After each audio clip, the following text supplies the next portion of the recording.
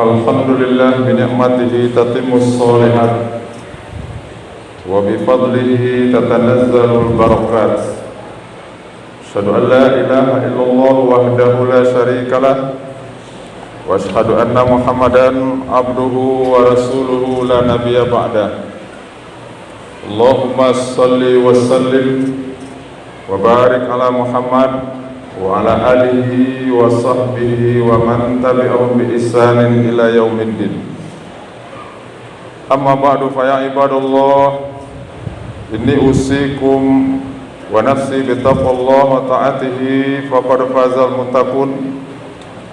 Ya ayyuhallazina amanu taqullaha haqqa tuqatih wa la tamutunna illa wa antum muslimun. Wasma'u qalallah ta'ala fil Qur'anil Karim. A'udzu billahi minasy syaithanir rajim. Bismillahirrahmanirrahim.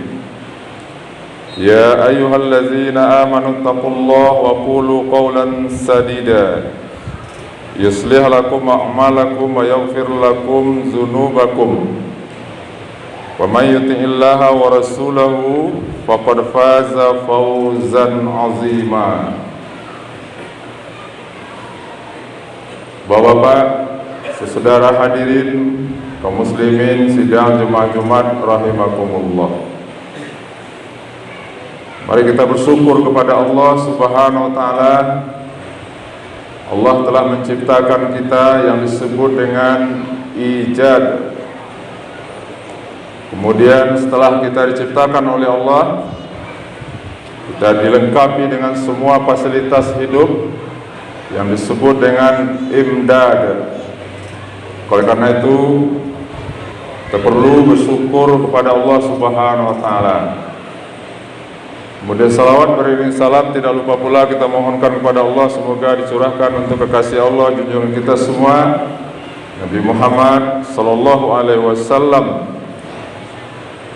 Allahumma shalli ala Muhammad wa ala ali Muhammad.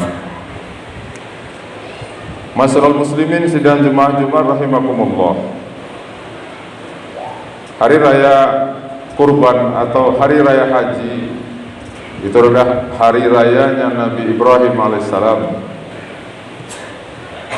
Maka kalau berbicara tentang Nabi Ibrahim,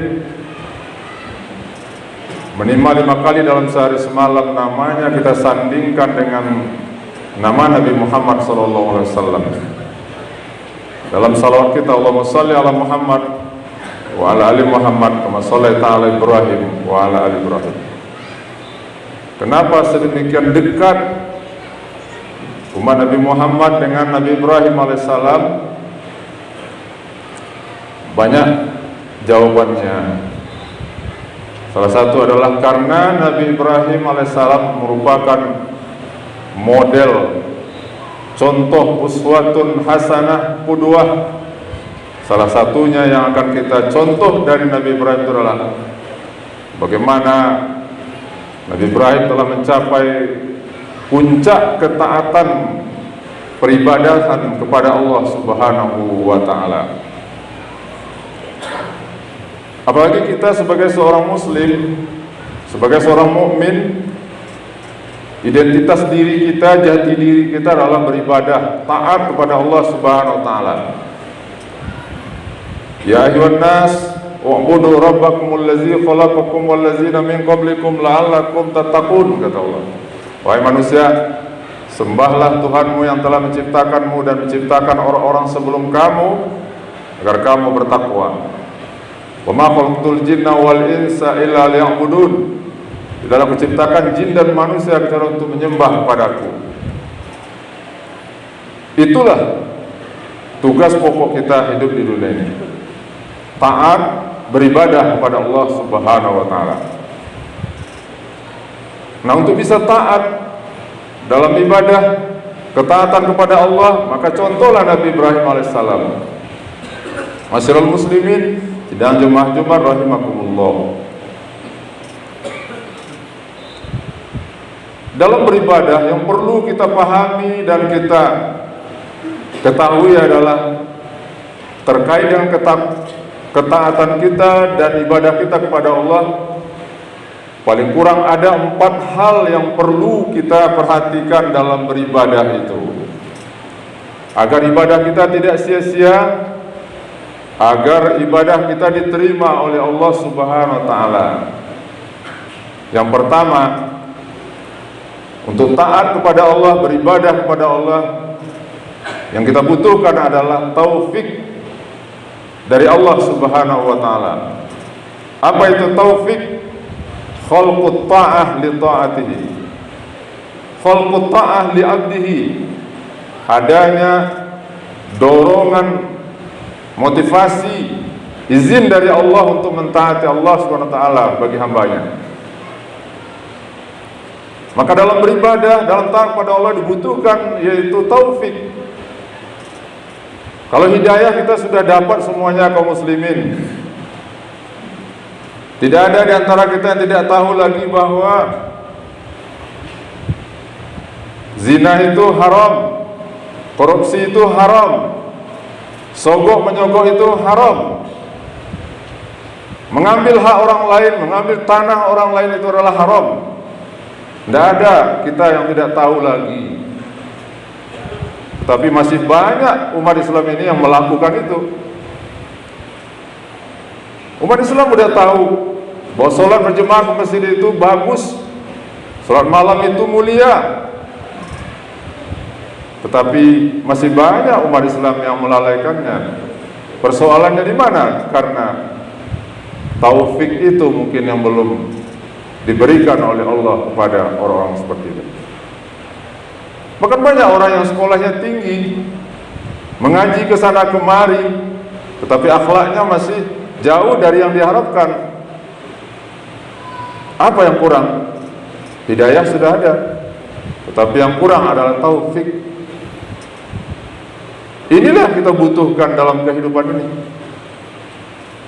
Yang kedua, yang kita butuhkan dalam ketaatan beribadah kepada Allah, di samping taufik yang disebut dengan islahul amal, yaitu bagaimana beramal dengan yang terbaik. Bukan hanya asal beramal, bukan hanya asal beribadah, tetapi amal dan ibadah itu harus yang terbaik. Islahul amal. Maka oleh karena itu setiap seorang muslim wajib mempelajari hal-hal yang berkaitan yang wajib, maka dia wajib mempelajarinya. Ilmu agama ini sangat luas kaum muslimin, tapi tidak semua harus kita pelajari. Tidak cukup waktu kita, tidak cukup usia kita untuk pelajari ilmu agama ini. Tapi pelajari hal-hal yang prioritas, segala yang wajib untuk kita amalkan, maka wajib pula itu untuk kita pelajari. Salat wajib, maka pelajari hal-hal yang berkaitan dengan salat, mulai dari wudunya, bacaannya, gerakannya. Puasa sekali setahun itu wajib, maka pelajari itu. Apalagi mempelajari yang berkaitan bagaimana hati kita supaya bersih, bagaimana kita menjadi orang-orang yang ikhlas, menjadi orang tawadu, tawakal, takut kepada Allah, cinta kepada Allah. Itu yang disebut dengan ilmu tasawuf, ilmu akhlak. Pelajari itu. Agar apa? Agar amal kita itu islahul amal, baik. Karena memang Allah Subhanahu wa taala tidak melihat banyak amal, tetapi yang dilihat oleh Allah adalah baiknya amal itu. Allazi khalaqal mauta wal hayata liyabluwakum ayyukum ahsanu amala. Taufik sudah, islahul amal sudah. Yang ketiga yang kita butuhkan dalam beramal itu adalah qabulul amal. Diterima amal itu oleh Allah Subhanahu wa taala. Apa gunanya amal banyak tapi tidak terima oleh Allah Subhanahu wa taala? Karena amal itulah yang menjadi jaminan hidup kita nanti di hadapan Allah Subhanahu wa taala. Ketaatan itulah yang menjadi jaminan. Tapi kalau tidak diterima ketaatan, ibadah kita, amal kita kepada Allah, tentu sesuatu yang sangat tidak kita harapkan. Itulah makanya kaum muslimin, Di dalam doa kita baca selalu Rabbana taqabbal minna, ya Allah terimalah amal ibadah kami. Bahkan kita tambah doanya yang lebih panjang lagi, Rabbana taqabbal minna salatana wa siyamana wa ruku'ana wa sujudana wa qira'atana wa tahlilana wa tamim tafsirana. Bahkan di akhir doa itu kita baca wa tamim tafsirana, ya Allah sempurnakanlah kekurangan kami. Harus kita akui kaum muslimin bahwa setiap ibadah yang kita lakukan itu pasti ada kekurangannya, ketidaksempurnaannya. Itulah kita minta kepada Allah, wa tamim tafsirana, ya Allah sempurnakan ya Allah. Allah yang akan menyempurnakan. Itu sebabnya sesudah sholat, salam ke kanan, salam ke kiri, yang kita baca apa? Yang kita baca adalah astaghfirullah 3 kali. Istighfar pertama adalah minta ampun kepada Allah. Kalau bacaan kita belum ada yang tepat, ada yang tidak tepat. Istighfar kedua kalau gerakan kita masih belum sesuai menurut diajarkan oleh Nabi. Istighfar yang ketiga kalau hati kita tidak khusyuk di dalam sholat. Kemudian yang keempat kaum muslimin, yang kita butuhkan dalam ketaatan kepada Allah, dalam beribadah kepada Allah, taufik sudah, islahul amal sudah diterima oleh Allah Subhanahu wa taala. Tetapi semuanya itu, ketiga-tiga itu, ada satu lagi yang kita butuhkan. Apa itu? Yaitu takwa. Apa itu takwa? Takwa adalah menjunjung tinggi perintah Allah, meninggalkan larangan Allah. Salat, puasa, haji, zakat, itu adalah perintah Allah yang harus kita junjung tinggi. Perintah Allah itu ada yang wajib, ada yang sunat. Takwa adalah meninggalkan semua larangan Allah. Mana larangan Allah? Semua yang kita sebutkan di awal tadi. Mencuri, korupsi, sogok menyogok, fitnah, mengambil hak orang lain, selingkuh, berzina dan segala macamnya, itu adalah perbuatan-perbuatan bukan perbuatan orang takwa. Maka kita tinggalkan itu. Maka dalam ketaatan kepada Allah dan beribadah kepada Allah itu, untuk semua manusia, Allah secara umum mengatakan, ya ayuhan nas, wahai manusia, kata Allah, sembahlah Tuhanmu. Ujung-ujungnya apa? Bertakwa kepada Allah. Tapi bagi orang yang sudah beriman, justru takwa itu yang lebih didahulukan. Sebelum beribadah, bertakwalah dulu. Agar apa? Ada ayat Allah yang lain. Innama yataqabbalullahu minal muttaqin.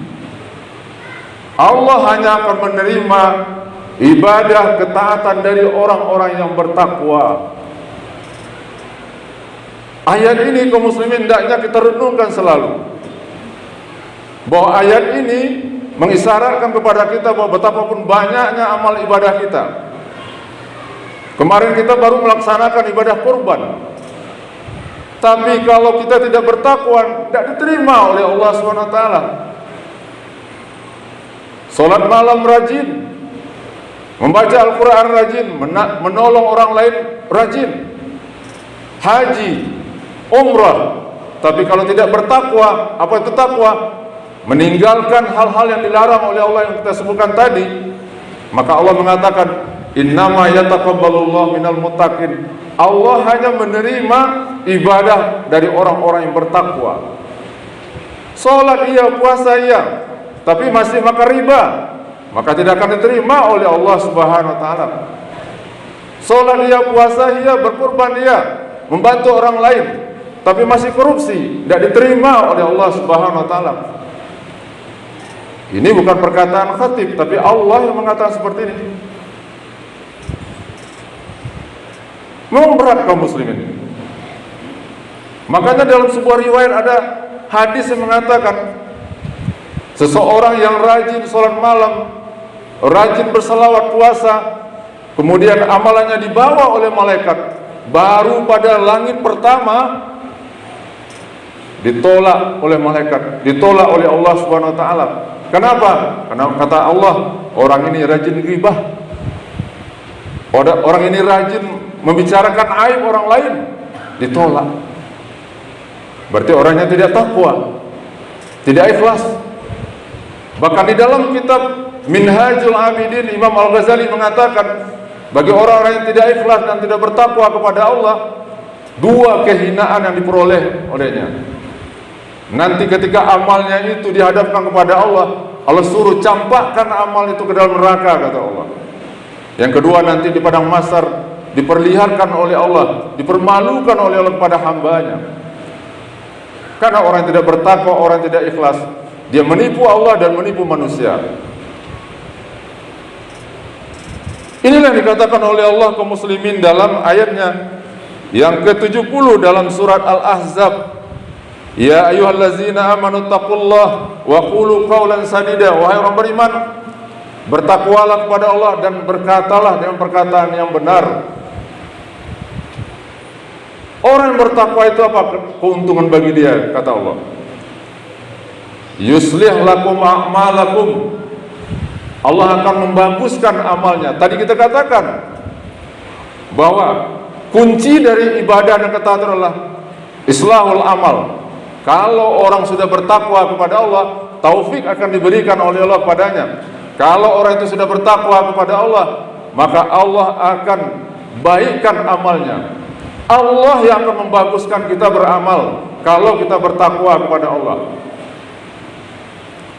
Apalagi wa yaghfir lakum dzunubakum, dan Allah akan mengampuni dosa-dosa kamu, kata Allah. Wa may yuti'illah wa rasulahu, barang siapa yang bertakwa kepada Allah, faqad faza fawzan azima. Barang siapa yang taat kepada Allah dan Rasulnya, maka dia akan mendapatkan yaitu keuntungan yang besar. Maka oleh karena itu kaum muslimin, berarti bahwa takwa itu bukan hanya di akhir kita beramal, tetapi takwa itu adalah di awal kita beramal. Maka kalau kita tidak ingin amal kita tertolak oleh Allah Subhanahu wa taala, maka bertakwalah kita. Jauhilah perbuatan-perbuatan dilarang oleh Allah Subhanahu wa taala, perbuatan-perbuatan dosa. 2024 adalah tahun politik. Jangan sampai ibadah kita hanya bernilai 200.000, 300.000, atau mungkin sejuta lah, tetapi kita menyogok orang lain, tapi kita menerima sogok dari orang lain. Kenapa? Karena perbuatan sogok menyogok itu bukan perbuatan orang-orang yang bertakwa. Fa'tabiru ya ulil absar la'allakum turhamun.